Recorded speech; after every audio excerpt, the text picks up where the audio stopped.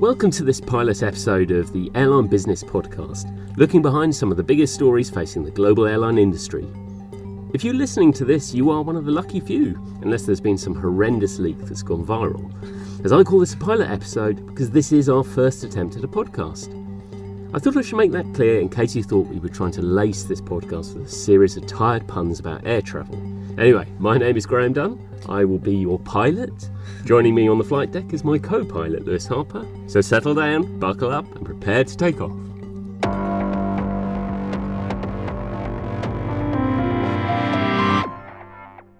So this is our first attempt at a podcast, and joining me in the room is Lewis. And really the idea behind this is for the Fly Global journalists to talk through some of the biggest stories impacting the airlines across the globe, especially turn of the year. A lot of people start thinking about those things. Lewis, any airlines in Europe you particularly keeping an eye out this year? I think one that jumps out straight away is obviously of the big groups in Europe, Air France, KLM. With obviously the big news last year was Ben Smith taking over, which was a surprise to a lot of people in the industry. His name is not very French. No. Although obviously coming from Air Canada, he is a French speaker, and he was pretty highly thought of. I think he actually picked up an award for Air Canada at one of Airline Business's recent annual awards. So yeah, he is known to us, but as you say, he wasn't.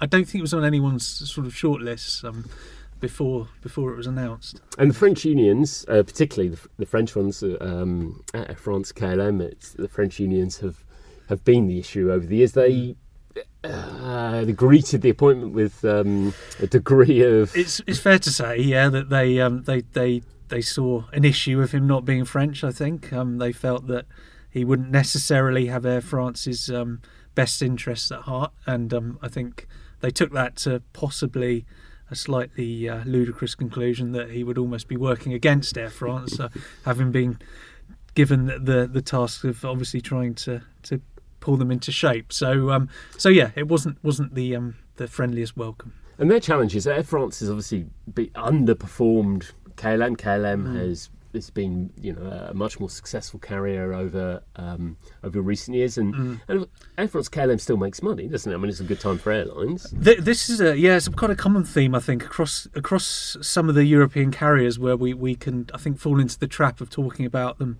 as if they're in crisis when actually they keep producing some pretty solid results. But as you say, it's undeniable that what really makes Air France stand out, I think, as you say, is that KLM, viewed as a much more junior partner in terms of size and its scope, but it consistently delivers better results than Air France. And I think one of the things I'm sure Ben Smith will be keen to do is try and rebalance that. Of course, there was talk one as close as talk got to an outsider taking over at Air France KLM was possibly Peter Elbers, who is CEO of KLM. Stepping up to that role, but obviously they went for someone who's even further outside the Air France bubble. So. And Ben Smith's already acted quite quickly. I mean, obviously he's got some initial agreements with the unions, and his predecessor Jean-Marc Janelac's kind of almost showpiece innovation, which was the creation of June, and that already appears to be on its way out. Yeah, I don't think anyone's massively surprised by June's likely demise. I think you don't need to read between the lines really to see that Air France's press release, which came out a week ago, I think, was saying that it's the writing's definitely on the wall for June. I remember you editing something out of my copy actually when I described June, I think, as the fever dream of a rookie marketing executive, and I think it always struggled in terms of how. What its mission was and what it was, who it was aimed at. I mean, fair enough. Trying to aim a product at the younger generation of millennials has some logic, but it never really. It was never really clear how that was scalable. And Air France KLM has many brands. Obviously, you already have Air France and KLM, two of the most established brands going. But they obviously have Transavia France. There's Hop in the regional element. it wasn't clear to me that the answer was another brand. No. I suppose the question is now: is there a need for them to have a low cost? I mean, June. That's the other thing about June, of course, is his actual business model wasn't very clear. So I think that, to be fair to Air France and Janaik, he did say it wasn't a low cost model as such. So obviously, it was still employing pilots on Air France contracts, for example. But I suppose the question now is: do they need a low cost operation? You look at IAG with Level and that, yeah. And when you made the comparison or contrast it with Level, I think it is quite interesting because Level has predominantly been starting new routes or new operations. So, it's in Barcelona. Vueling, IAG already had Vueling in Barcelona, but obviously that was aimed at short haul. Level is operating long haul. They started flying from Amsterdam, from Vienna, Paris Orly, on new routes, whereas actually the majority of the stuff June was doing was actually taking over existing Air France routes, which now appear as if they're likely to be heading back that way. So that question though, as you say, is still one that perhaps needs answering, but it doesn't seem likely. I think what came across as well when they were announcing the probable demise of June is that perception that they were overcomplicating the branding and having too many brands. So certainly I think any solution along those lines of fighting against the low-cost incursions on their territory maybe will be done under existing branding or maybe even through further consolidation. You talk about Transavia and Hop and all of those brands. I think there's probably enough to play with there. So June, we wait the final decision, but that days appear numbered there. One of the other stories or airlines that is really taking my eye this year, as it did last year, Norwegian, which of course IAG was showing interest in last year.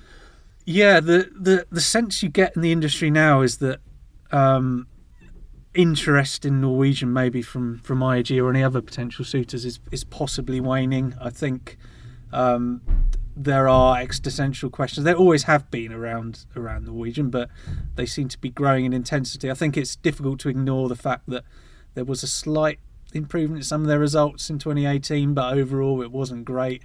And I think we've said several times that if you're an airline that's not doing well, hasn't done particularly well financially in the past couple of years, then when are you going to do well? I suppose is and Norwegian is certainly the spike in fuel price last year had a big impact on them.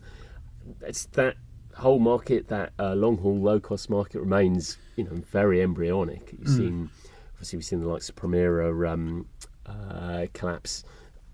There's still a lot of a reshaping of networks, and Norwegian's done quite a lot of that over the recent weeks as well. The questions, I suppose, is that there's a lot of movement around, particularly their secondary airport flying between Europe and the US. So they've dropped routes around, from airports like Edinburgh and in terms of the US points, they're also starting to look at higher yielding airports. So switching to Miami and from Oakland to San Francisco. So that's going to be a really interesting model to see. I think all eyes will be on those. Their first results come out, I think, at the end of the month. All eyes will be on that, and in going forward, I think that will shape. It'll be interesting to see the kind of hand that Bjorn Kjos, who's been in charge of Norwegian right from the outset and has overseen this. I think, and it's interesting. I think you touched on the whole low-cost long-haul model. I guess is still up in the air. There's a pun for you. But there are very few examples. I don't know if there are any really of an airline proving that a pure low-cost long-haul operation can work. I think some are where there's positive progress. It can be at Eurowings, for example, but then you really got to ask whether that truly is a low-cost operation, for example.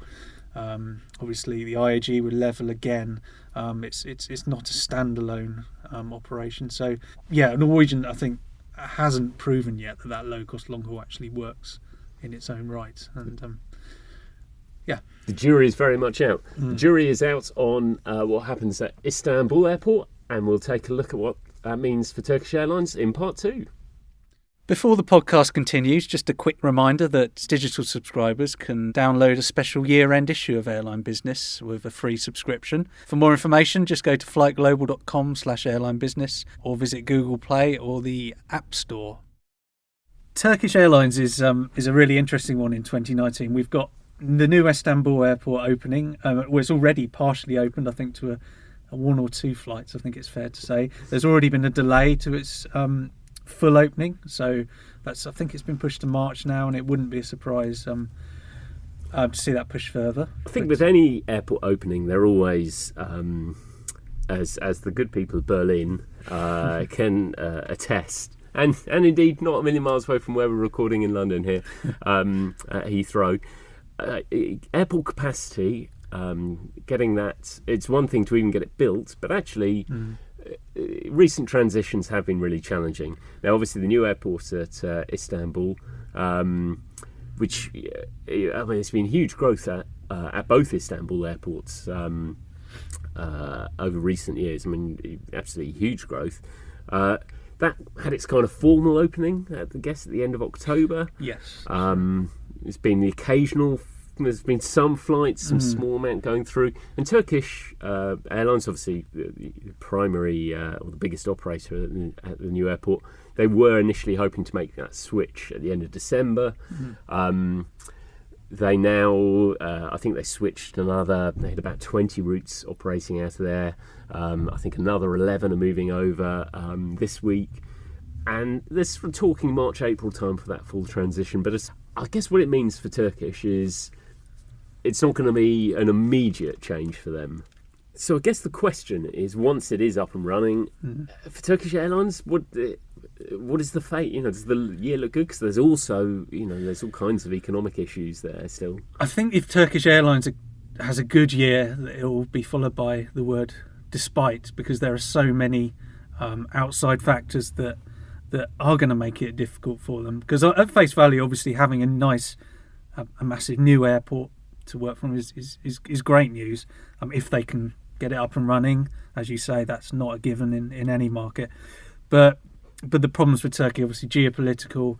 There's the fallings out. I think it's fair to describe them as with the US administration under Donald Trump. That doesn't seem to be any closer to any kind of resolution, and that affects trade. It affects confidence in Turkey as a place to invest. And I think obviously the country has been bouncing back from a pretty dreadful 2016 where there was the failed coup attempt, and that came at a point where the economy was already wobbling a bit. And obviously since then the lira has just been nosediving against the dollar as well. Having said that, on the lira side of things, I think that's been happening so long that Turkish and other businesses there are kind of used to that. But really, I think that while the airport's good for Turkish, I think the real challenge is, can they make it work? And amid so many outside factors making it difficult to grow. I mean, I noticed this morning that Bilal Eksi actually tweeted that they're planning to add 5 million passengers this year, so up to 80 million versus 75 million last year. I think if they can achieve that amid everything going on in Turkey, that would be a pretty impressive achievement. And they're doing this against, I think the backdrop for them has changed a little bit as well, competitively as well. You had the Gulf carriers who were in extremely expansive mood. Now that's, Qatar is still expanding. It has its own issues. Etihad obviously less so now. Emirates, but I just think that there is an opportunity at this moment, whilst those major Gulf carriers are taking stock. That's it. It's such a advantageous position for an airport. I mean, it has that potential to be a hub along the lines of, as you say, the way the Gulf carriers operate, and it certainly, I mean, it likes to boast that it flies to more countries, I think, or destinations than any other airline. So it's certainly got huge potential. It's whether that potential is going to weigh too heavily on them as they struggle with so many outside factors, I think. But as you say, certainly there are, like you say, the struggles in the Gulf at the moment, particularly with Etihad and Qatar, suggests that there's an opportunity there as well if they get it right. So. One airline that has, I guess, maybe struggled to get it right, maybe with its labour relations during 2018 is Ryanair, which has had a lengthy battle with its unions across, partly because, of course, it's dealing with so many unions. But it was a kind of a landmark step last year when Michael O'Leary decided union recognition was the way ahead and to embrace the unions. I guess that remains a work in progress. It does very much so, and I think it's fair to say they're essentially going through, what might be 20 years worth of union negotiations and recognition in sort of 18 months, 2 years. So it was always going to be a challenge, but certainly it is a work in progress. It feels like barely a day goes by where we don't get a press release from a union saying that they've either come to a recognition agreement or which then maybe Ryanair might not agree with, but eventually I think they are getting there, but it's certainly not over. And already we're seeing, like BALPA, for example, the UK Pilots Union, calling for O'Leary to step down last year before the AGM. So I think he's already getting a taste of maybe what's to come in the future. I think in publicity terms, because Ryanair is this totally different model from a previous airline would have, network carrier will have a home base and they'll be dealing with 2-3 unions. If you're Alitalia, you're dealing with about 20. But there's a finite number of people you're dealing with. Ryanair, because it is pan-European, and I think exactly the point you say, because it's been, the unions have been looking for this day for 20 years or so. I think there is this flood of publicity and headlines, and they're Ryanair are having to deal with it every day. Now Ryanair point out, quite often, that strike in Belgium it will have a very limited effect on their overall operations, but it must be draining. I think it must be, yes, and it's certainly. I think a few of us talking within the team here have wondered whether O'Leary is the right person for that. But so far, he seems to be. I don't know if he's enjoying it, but he's certainly. There aren't any signs he's cracking or. He's yeah. I mean, Michael O'Leary is always. Given this temptation, of in a few years' time they'll need someone more corporate, or they'll once I've done this, once we're flying into mainline airports, but he continues to show the hunger for it.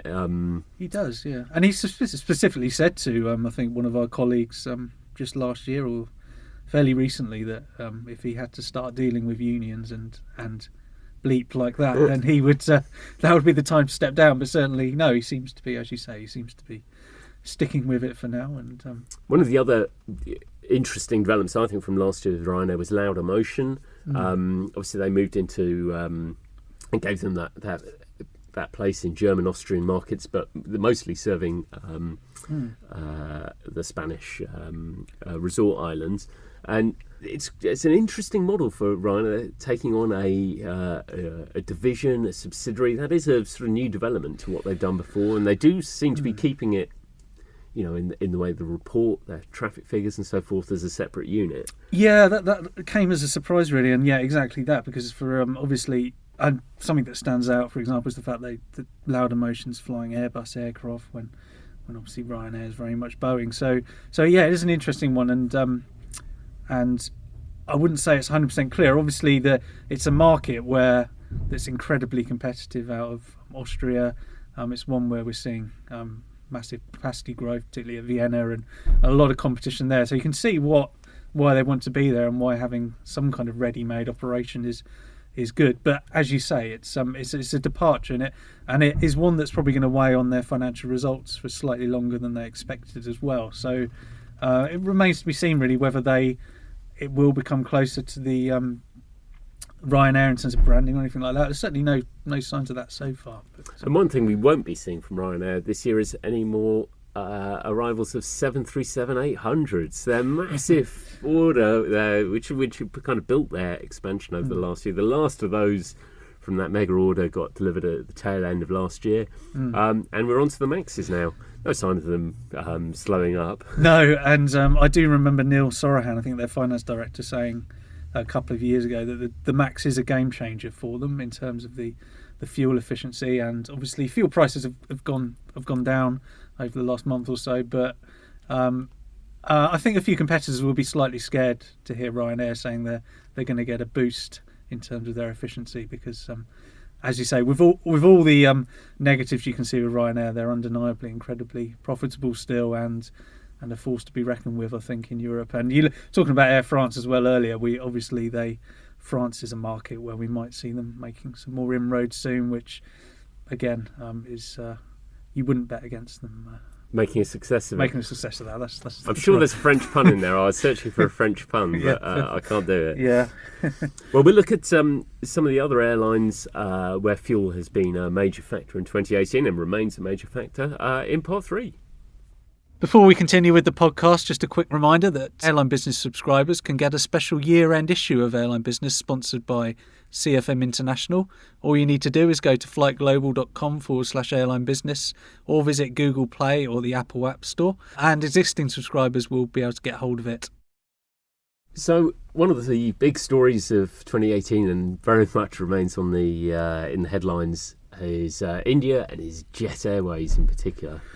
Yeah, Jet's fair to say had a difficult end to the year. We had their quarterly results delayed because they were, well, so bad, I guess, to put it bluntly. But the Indian market is fascinating, obviously, because it's one that, as in so many, that carries so much potential, but also at the same time comes with so many challenges. So I think it's the rapid growth in capacity there is obviously what's weighing on a lot of airlines, isn't it? I mean, it remains, I think it was the fastest growing domestic market in 2018. And as you say, it is about the potential, because it feels almost like airlines are self-harming. You know, they know, each of them, because it's not just Jet that has struggled, they're the most high profile, but Indigo posted its first loss for years. SpiceJet slipped back into loss.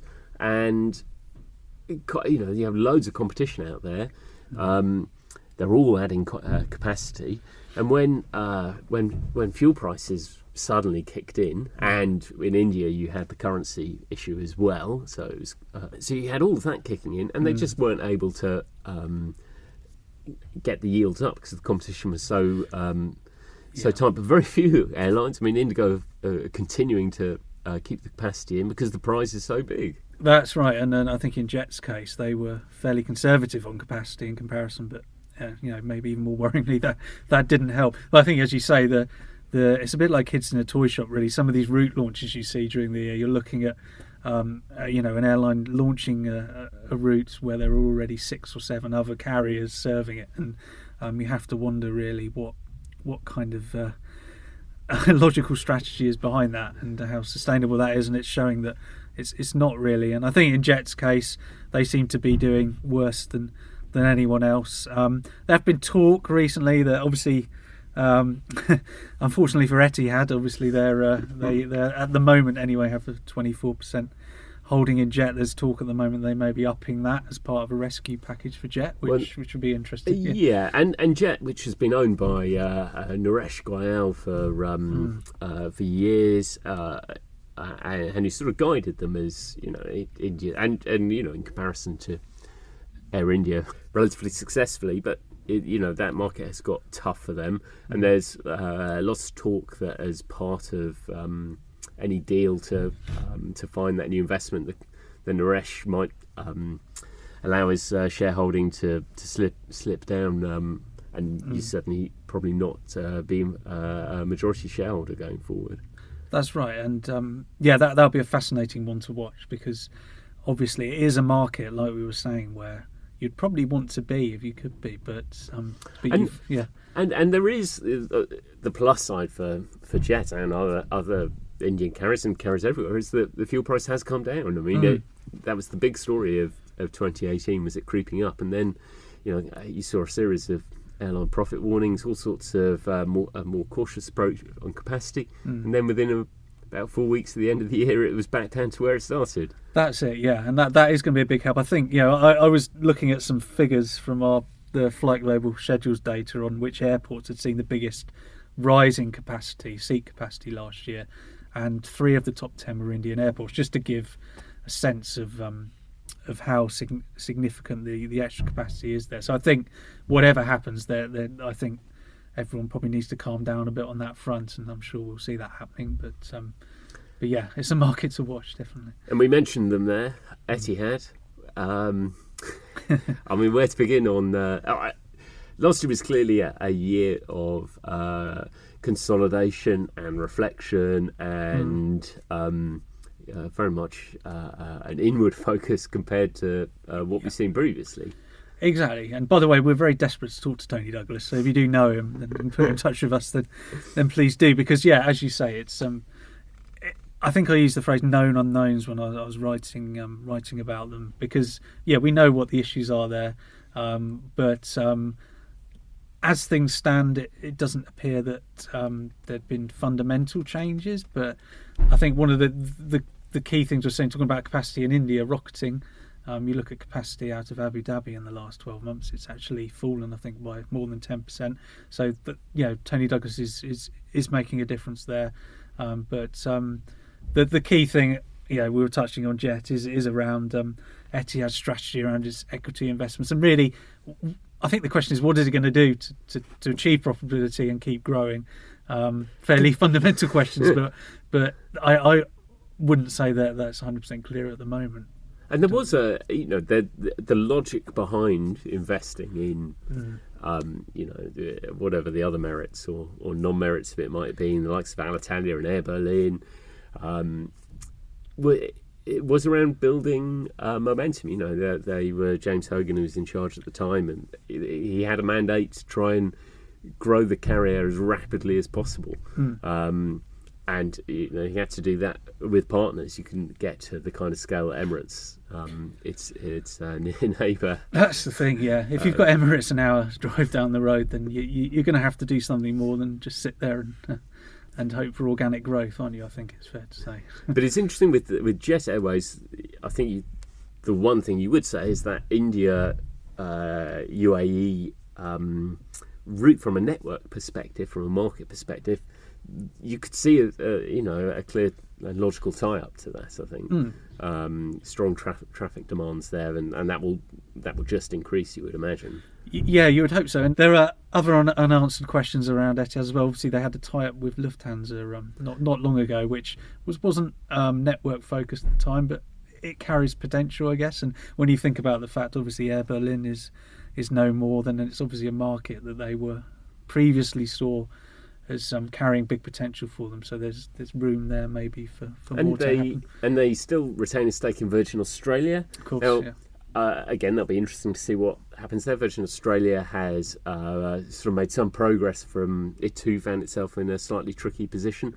It's made some progress. Virgin Australia has always had this very unusual shareholding in having so many airlines involved. Etihad, Singapore Airlines, and H&A, which of course face their own challenges in the year ahead. So I think for Etihad, it's a big challenging year. I think one other airline I'd pick out is Aeromexico. That was one. Yeah, we know very well, I think, in the UK about referendums and how much trouble they can cause. I mean, we're sitting here today on the day that Theresa May's deal was due to be voted on, so by the time you're listening, we might be living in a post-Brexit wasteland. But yeah, it's not that I want to make my views on this public, but we look at obviously in Mexico, Mexico City, you're about 30% of the way building a new airport, and I think the incoming government had promised a referendum on whether that should be built, and they ran that referendum, and the answer was no. So there's there's lots of lovely pictures we've got of an airport sort of 30% way through construction. I can't think of other than an airport that is 100% full ready and not used, of course, in our friends in Berlin again. I can't think of another airport which has got so far through development for it to stop. Sort of through whether it's political will or non-political will. It seems it's a very unusual set of circumstances. It is, yes. And when we spoke to Andres Canes a couple of years ago for an Airline Business Cover interview, he was very clear that the new airport was critical because, as with a lot of the big hub carriers, they're operating out of airports that are at capacity, very little room for growth, for innovation in what they do. So I guess when you look at all the CEOs we've talked about, Ganessa's probably in one of the toughest positions, really, because to go overnight from thinking, oh great, we're getting a new airport soon, the opportunities that brings in a market. Again, Mexico is a market where there's huge potential. A relatively small proportion of the population use air travel at the moment, so there's huge potential there. But to go overnight and then to be told you're not getting that shiny new airport, it's certainly going to a blow. Prompt a rethink and maybe another lesson about not having referendums. I don't know. Just my view. Well, we'll leave it there. Thank you, Lewis, for your time. Thank you. This afternoon. I'm not sure if time of day makes any difference. If you want to know any more about the airlines that we've spoken about and some of the challenges there, you can find that at flightglobal.com. There's a specific article there. You might embed the link in this. And of course, to keep up to date with all our news, find out how to subscribe and download our digital edition of Airline Business, and stay abreast of all the news and debate, visit us at flightglobal.com. But until next time, goodbye. If you're not already a subscriber to Airline Business, just a reminder, it's a good time to sign up because you can get a free digital-only issue sponsored by CFM International. We call it our year-end edition, and it's got lots of interesting content, including all the rankings from the year, our predictions for 2019, and a look back at 2018. That's our CFM International sponsored year-end issue. For more information, go to flightglobal.com/airline business.